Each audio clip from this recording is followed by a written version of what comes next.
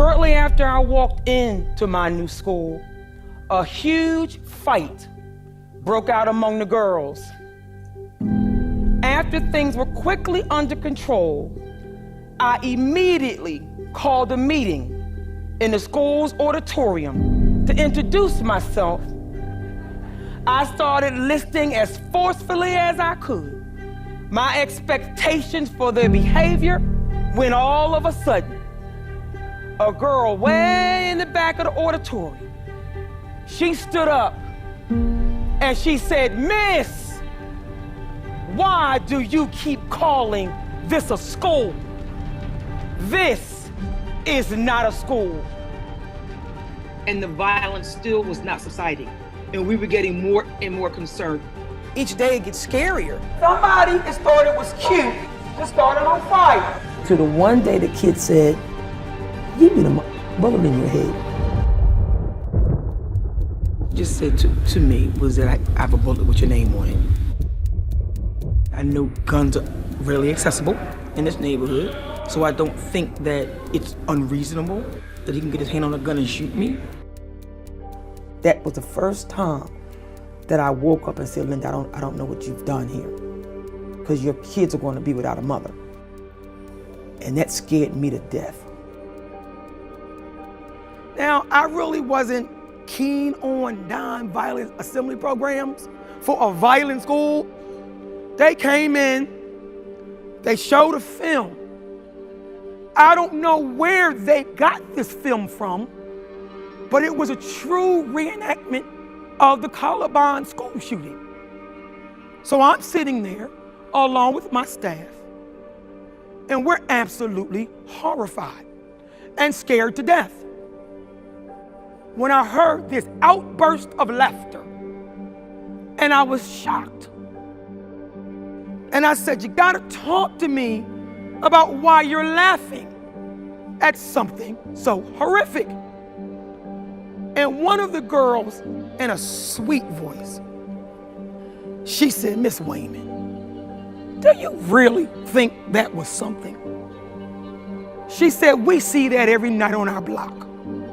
That's nothing compared to what we see." I understood. I understood why there was so much violence, because the kids were in a deep state of despair. They were so traumatized by their own lives, they could not even feel for others. I knew the only way to turn this school around was to love those children for who they were. You look great this morning, young people. I love to see you smiling. I love to see you happy. I want you to be happy today, tomorrow, and forever. And remember, young people, if nobody didn't tell you they loved you today, you remember I do, and I always will. But people would say to me, "How could you love children like that? Look at them." I had one particular student released from a juvenile facility that was assigned to my school my first year at Strawberry Mansion High School. He was so violent. His behavior we could not control. After being suspended for beating up so many children, we didn't know what to do. So one day I said to him, "I'm going to sign you up for a program." Let's go, Anthony, let's go. This is my first time ever playing quarterback. I feel good. I stepped up today. He was our star football player, leading us to a winning record of 8-0. They're just celebrating. What are we, 10-0, 9-0? What are we? We're undefeated. Undefeated. First season ever.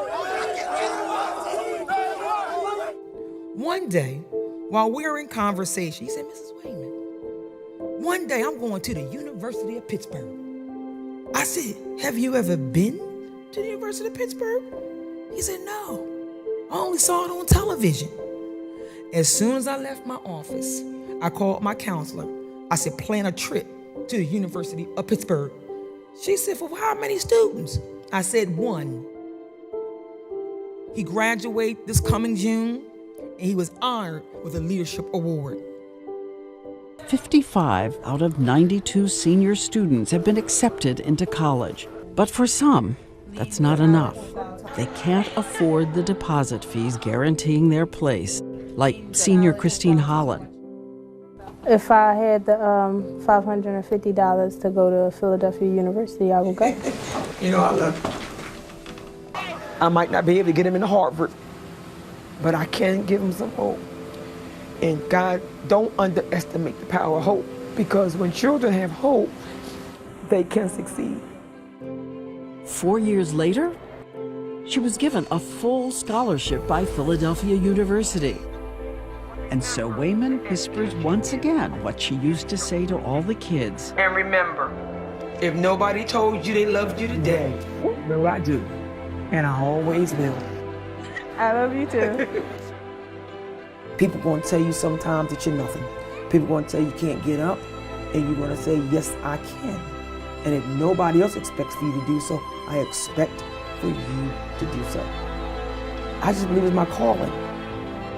And I believe my whole life journey is for me to try to help them the best that I can. I truly believe that. When we are faced with unbelievable challenges, we must stop and ask ourselves, so what?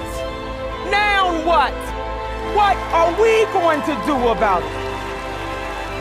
If you are standing in one spot, afraid about what would happen if you choose left over right, do yourself a favor. Do not worry about directional order. Just be sure to move. Move one step closer to fulfill that dream you have always had for yourself. Go get it. You got it.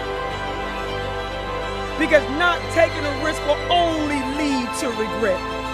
Time is ticking.